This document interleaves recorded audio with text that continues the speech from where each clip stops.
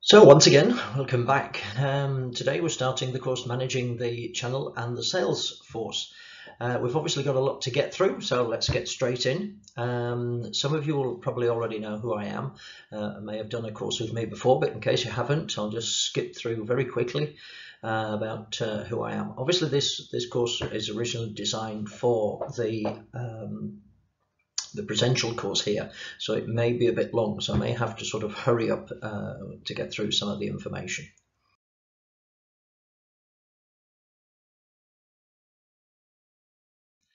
This is me. I'll let you read the details. Maybe not your stereotypical professor, former naval officer and pilot, so a little bit different. Some of my experience, although for some reason they don't all fit on the screen. And I always say, no, it doesn't mean I've been fired from all of these companies. It's a variety of experience. Some of the things we'll be doing, so you can go with that. Required reading, some other recommendations. I'm a big stickler for individuals' work, so please do not even think about plagiarism. We have a plagiarism checker. We do check, and we need it to be level. So make sure everything is referenced. Make sure we know that when they're quotes and when they're not. Please do not try and pass work off as your own. Right, we shall now get started with the introduction, really, strategic planning and what things like the history, if you like, of sales.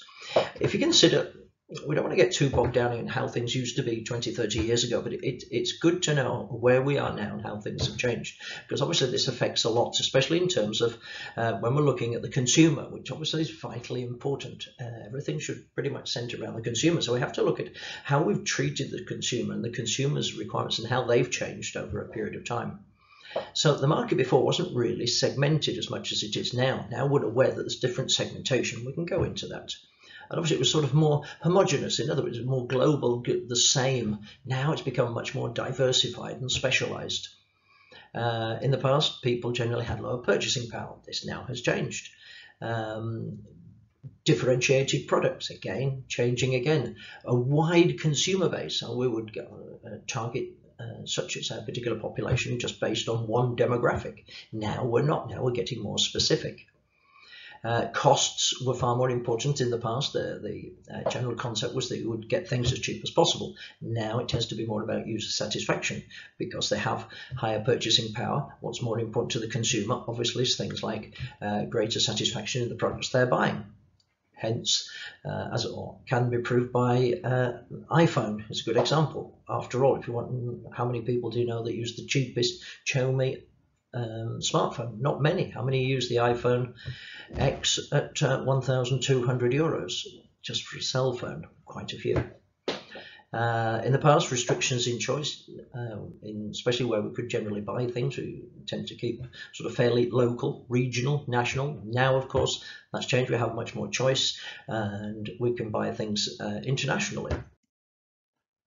The consumer in the past was not informed. It was very difficult to get information about products. That again has changed. They're much more educated in the sense of what is going on in the world and what companies are doing and what the products can do. The key decision factors we mentioned, it was very much the price was the most important thing.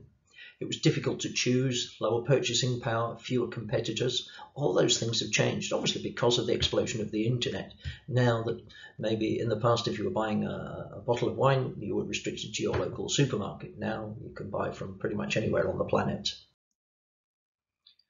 So the characteristics of the buyer have changed. This is hugely important when we're considering about things like getting our products to the consumer. We have to understand very detailed about what the consumer is like, what they want, what they have, where they are, what they're doing, because in order for us to reach them, we have to know where they are. So a high level of professionalization has become more professional in questions now. They analyze products, they look at products before making decisions. As I say, higher purchasing power. Obviously the process of manufacturers associations now, where we're associated with various other things, and we'll talk about that. Higher distribution concentration. Obviously now things are concentrated in particular areas, much more so in the past. Customers buy more than just the product, the company or the people. More complex purchasing process. In other words, how they actually decide before they buy something. Is it just a question of one reason for buying? The process was based on comparison of price, and that was all. That isn't the case anymore. And of course, private brands that are setting up. Brands now are not necessarily just in the domain of the very large companies. And factors in industrial purchasing. So that means now with how the company themselves buys stuff, the quality, the standardization of things, etc., and how they can make the money globally. So if we're looking in the past, we can quite see that the majority of cases that the product was the physical item. It was mostly the product itself. The service, if we consider things like the after-sales service, was much less important. That has now changed. Because part of the thing now is, certainly as far as the consumer is concerned, is when we purchase a product that we know we're going to get good service with it.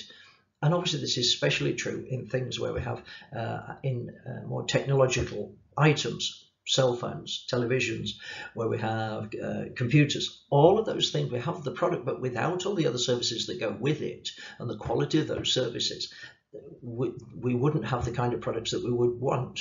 So previously it was very much the physical item. Now it's more of a total product, which includes the product and the service that goes with it. So obviously things have changed over the years, from simple trade era to producing things in larger areas, then getting into the sales where people would literally go around and either do door-to-door sales, or the sales staff would actually be trained in sales. Then later on we turned into what was called the marketing department era, where marketing started to exist. Then even marketing companies as separate items themselves, or separate companies themselves, were formed. Then, more up to date, we started with relationship marketing. In other words, where we were actually deciding to form a relationship with our consumers to better understand them, to deal with them for longer. And obviously, of course, now we have social and mobile marketing. So in the past, if we look at the key function of production, well, because of the poverty that was going on, then we needed to sort of generally offer what we could offer was much lower than the demand. So we would produce more. We had protectionism. In other words, we had to make sure that nobody else could get in on our business. The consumer was not very well informed, and obviously they had lower purchasing power. The sales, well, it was offer against demand. The problem of production is solved. We're able to produce things, and now we can start selling high quantities, because obviously as things go on and we make more, the higher the growth, the more items we can sell, and therefore the lower amount of cost for each individual item. Therefore the growth itself increases, because we can offer at lower prices and the demand therefore increased. And obviously the birth of marketing as an actual concept rather than just sales. Finance, well, the oil crisis, the offer was higher than demand, lower purchasing power, less investments, cost reductions. All of these things obviously have an effect. Marketing, where the offer is higher than demand. The consumer now is no more, because we're informing them of the items and the benefits of having our product, or the features that there are. And the marketing was targeted to the end consumer.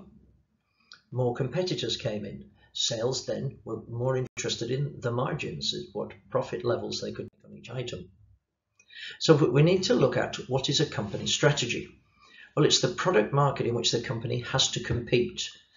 And a lot of times people do get confused in this with the question of competition. Competition is not just exactly the same product.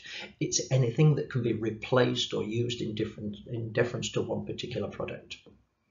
Obviously, the strategy depends on the investment level. How far can we grow? How much can we do? Should we start milking particular products for all we can while they will last, or start withdrawing them? Now we have to look at sustainable competitive advantage, distinctive competencies, where to leverage certain advantages against our competitors.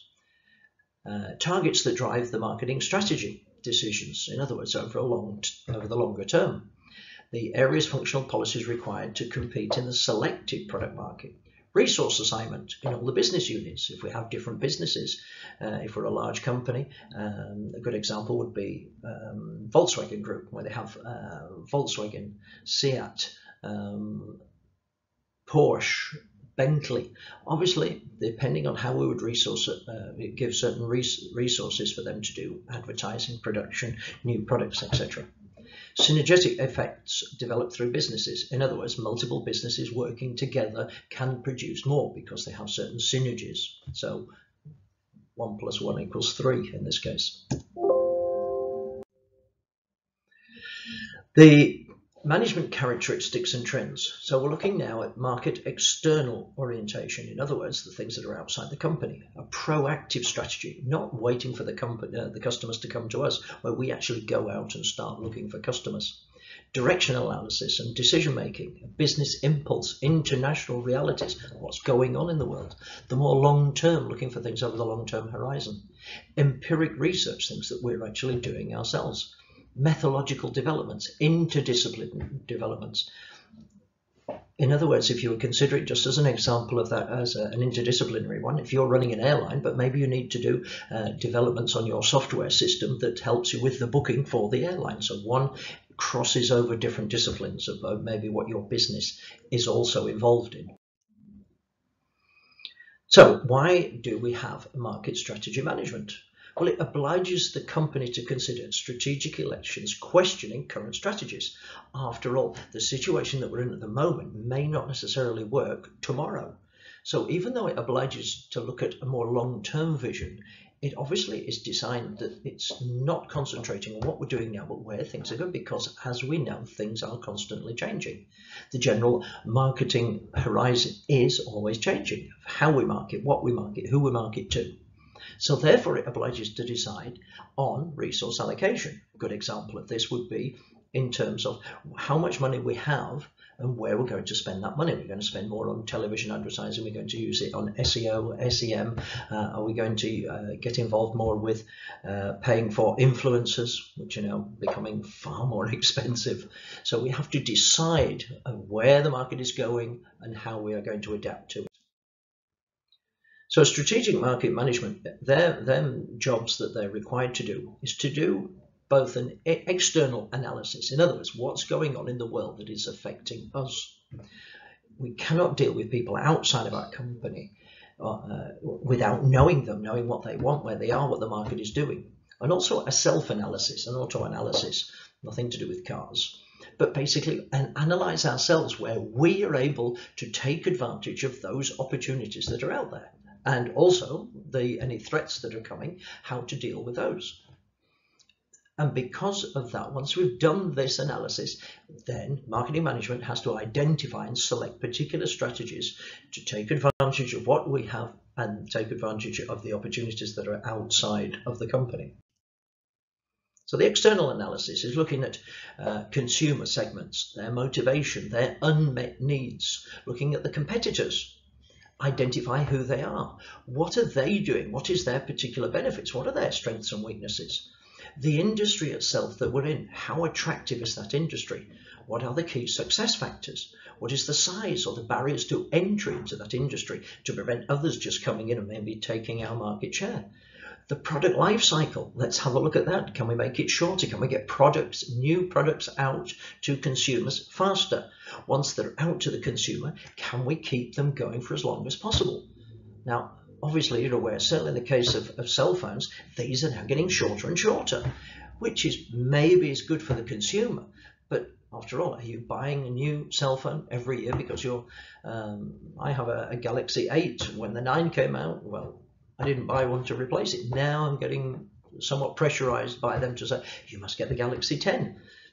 The cycles are getting shorter, so we have to understand that as well.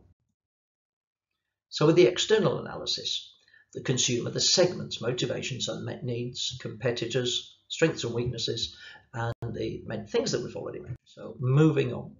So if we actually look at the process, we can see sort of a diagram here. And if you look on the circle on the inside as how things are sort of on a circular cycle here, with the marketing position, then the going on to the environment, managing the consumer and analysis, and then once this is done, it all starts all over again. So if we look at the 5 main steps for a successful strategic marketing process, Well, the strategic marketing process is a deliberate series of steps so that you can identify and reach your marketing goals. So even more, you'll discover what your customers want and then develop products that meet those needs. So obviously this is very much consumer-led. So here are the steps. The mission, situation analysis, marketing strategy, marketing mix, and implementation. And we'll look at those now. Now, obviously this is going into a little bit more detail, but these are things that we have to do to satisfy each one of those. So if we're looking at the first step of the mission, we're looking at creating a mission statement, corporate objectives. We then go down to the situation analysis, which is looking at the situation after we've decided where we are within that. So identify the opportunities. Do the 5 C's analysis, looking at the consumers, the competitors, etc. Then doing a SWOT analysis, strengths and weaknesses. Then a PEST analysis, which is looking outside the company as well. Now we do our marketing strategy to fit that situation. So we define the target audience, those that we can actually go for. Then set some goals, but these goals have to be things that we can measure so that we know if we're doing it right or wrong, if we can achieve them or we can't. Then we should develop the budget to do that. Now obviously that's the ideal situation, and in most companies that doesn't tend to happen. The budget is given by higher ups, and normally in the marketing department we have to sort of fit in with it. But let's go with what we would like to have, and then maybe that would be discussed with the senior management to get that amount. Then we go to the next level, which is the marketing mix. So obviously the product itself, the promotions, the pricing, and the place and how we distribute to them. So the 4 P's as we know them. Then go into implementation and control to find out how we actually do it. In other words, actually put it into action, all the things that we've planned previously, and then monitor those results to find out if we've done and achieved what we were hoping to.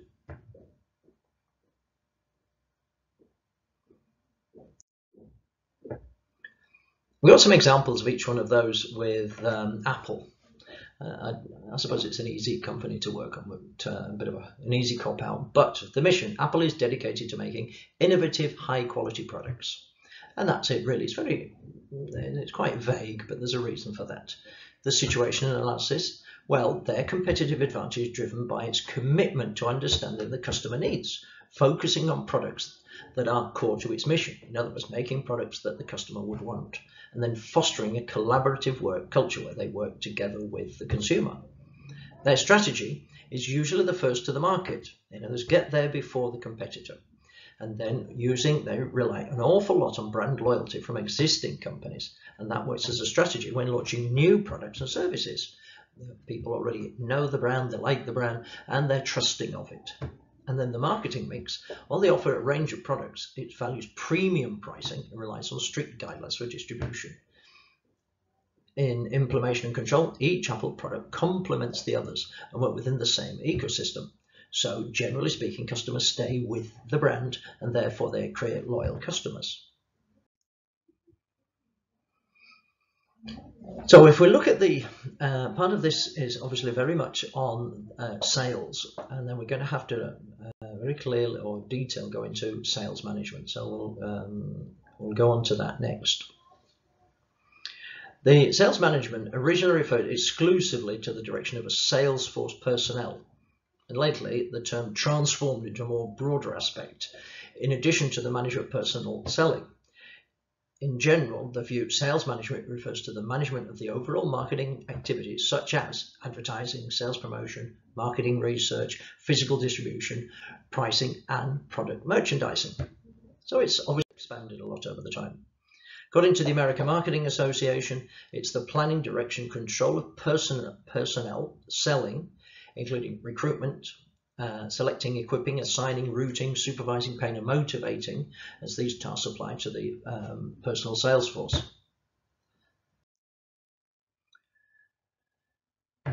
Efforts put forth to attain a company's sales objective through sales management will involve the following. So the companies come up with what the particular the goals are, if you like, the objectives, and that will be achieved through the sales force and therefore managed by the sales manager.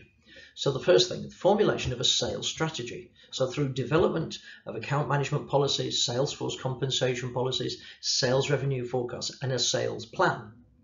Then the implementation of that strategy through selecting, training, motivating, and supporting the sales force, setting sales revenue targets, and then the sales force management through development and implementation of sales performance, monitoring and evaluation methods, and analysis of all associations and patterns and costs.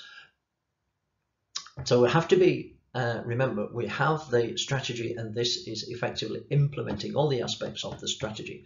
And I will touch on a slight point here, which is the motivating side. It's more of incentivizing. I believe there's a misuse of the word of motivation. We all have our individual motivation. The job of sales management is to incentivize that person with whatever motivation we have, but it's understanding the sales motivation, salesperson's motivation. So how important is it? Well, according to one famous article, the mystique of super salesmanship classified a salesperson position in the organization as a way in the following ways. Position where a salesperson job is predominantly to deliver a product. Position where a salesperson is predominantly an internal order taker, or where a salesperson is also an order taker but also works in the field. Position where a salesperson is not expected or permitted to take an order but is called only to build goodwill or to educate an actual or potential user. Maybe positions where emphasis is placed on technical knowledge, or the demand for creative sales of tangible products, or requires creative sales methods for the products. Well, the role of sales manager professional is multidisciplinary. In other words, dealing with people, dealing with the products, etc. There's lots of different parts of it. Their main responsibilities are setting goals and standards for a sales force, planning, budgeting, and organizing the sales program to achieve the predefined goals that have already been set by upper management, implementing the program with proper segmentation, and controlling the overall program and evaluating the results there gained. So the objectives of sales management. It needs several objectives which are executed by the sales manager. So the three main objectives exist in the operational part of the organization. Sales volume, in other words, the amount of products they actually have to sell. The contribution to the profits, because don't forget, depending on how we sell things, there's going to be different levels maybe of profit gained from each particular item or method or customer. It will vary. So obviously there is a requirement that the sales contribute to those profits that are expected by the upper management. And then obviously continuous growth. We always want to be growing, because obviously as things always increase, we have more customers, we want greater market share. We always want to be growing. So this has to be done continually. So the sales executives in this case are the ones who help implement these objectives. But it's the top management who are responsible to make a skeleton of the organization operation has guided the lower management with a proof strategy to achieve these objectives of sales management. So the top management should come out with the idea of new products which are socially responsible, marketing in a manner which meets customer needs and expectations. So obviously the sales manager involves a strong interaction from marketing and top management, where they're working together as a team under the organizational setup as a whole. So I have some emerging trends that are currently going on in sales management. A global presence. Being global is very necessary to face stiff challenges from global companies. Due to differences in culture, language, taste, and preference of customers, it's not easy to adapt to global conditions. So Salesforce should have well-equipped and with improved technology, strategy, operational to upgrade themselves for international level. Now, obviously, when we're talking about we've just mentioned about this growth factor, and because of how most companies now are set up, where we're not necessarily in either a regional or a a national level, and we're looking at growth. In most cases, we're always looking at more at international growth. Once we've developed a market in the UK or in Spain or the US, we're looking to advance into other markets. And obviously, just knowing that we're going to be doing that, we need to understand this totally new market that may be vastly different from the one that we've been operating in, maybe over the past 2, 3, or 10 or more years. So we have to be able to adapt to these things. We have to understand them. So this requires us to be able to investigate those markets beforehand, understand the differences between a foreign market and our home market, because there will be them, some of those that we've already mentioned. Now, that may take place over, as I say, a longer period of time. And obviously, we can sort of anticipate it. We can look at the new markets and decide. But the next one, with innovative technology, well, obviously, with the revolution in technology, helping companies to communicate with worldwide customers in an easy way, to promote product, sales manager on behalf of organizations should adopt new technology. So it is important for sales managers to be aware of new technologies to get an edge in the competition. The problem is, obviously, with this, because we're not always necessarily aware as what technologies will come up, it requires us to stay on top of these things as they happen. In other words, we can't be kept in a cocoon sort of based in where we are now. We've always got to be looking at new technologies that can help us in our own particular business and move sales forward. So we always have to be looking at these kind of things that are happening so that we can take advantage of them before, or at the same time at least, as our competitors. And obviously the thing now with better customer relationship management. So it's very important today that we build what we call long-term relationships. This is the relationship marketing. It's very expensive to get new customers. It's generally considered somewhere between 5 and 7 times more expensive to get a new customer than to keep an existing one.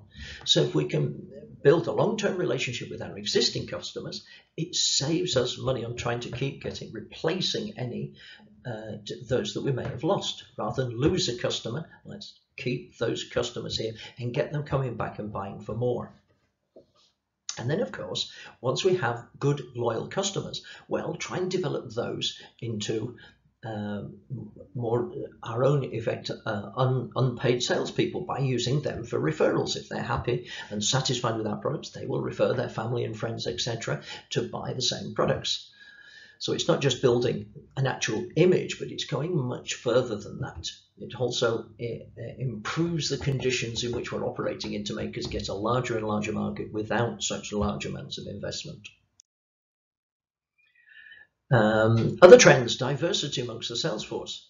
There's always been diversity, but sales manager has to accommodate himself with people of different backgrounds within the sales force, especially in larger, more multicultural countries. The days are gone when we're just dealing to one particular kind of either racial profile or whatever for a customer.